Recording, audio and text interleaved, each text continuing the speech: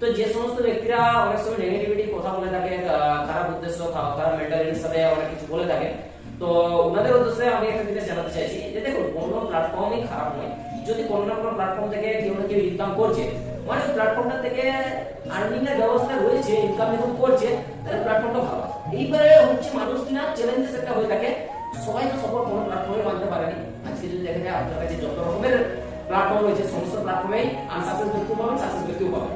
তো অতএব আপনি এটা মাথায় রাখবেন যে আনসাকসেস ব্যক্তিদের কিছু নির্দিষ্ট কারণ আছে যেটার কারণে ওনারা আনসাকসেস পেয়েছে, আর সাকসেস ব্যক্তিদের নির্দিষ্ট কিছু কারণ আছে যার কারণে ওনারা সাকসেস পেয়েছে।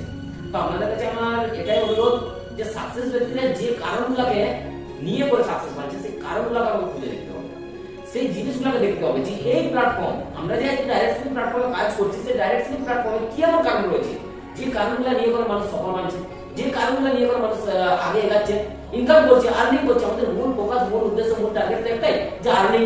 তো সেই আর্নিং করছে কিভাবে, সেটার মূল ফোকাসের উপর আমাদের প্রথমে স্টেপ নিতে হবে।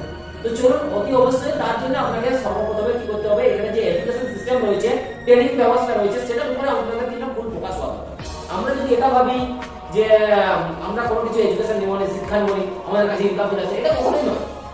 আমি অনেক সময় শুনেছি যে সবাই এই প্ল্যাটফর্মটাকে এই নজরিয়ার সাথে নেয় যে এখানে মনে হচ্ছে যে এন্ট্রি করলে সাকসেস পেয়ে যাবো, সেরকম কোনো প্ল্যাটফর্মই নয়। সব জায়গাতে আপনাকে এফোর্ট করে লাগাতে হবে, আপনাকে পরিশ্রম করতে হবে। বিনা এফোর্ট, পরিশ্রম, আপনার স্ট্রাগল ছাড়া আপনি কোনো জায়গাতে সাকসেস পাবেন না। এখানে হতে পারে আপনাকে হার্ড ওয়ার্ক করতে হবে, কিন্তু আপনাকে স্মার্ট ওয়ার্ক করতে হবে।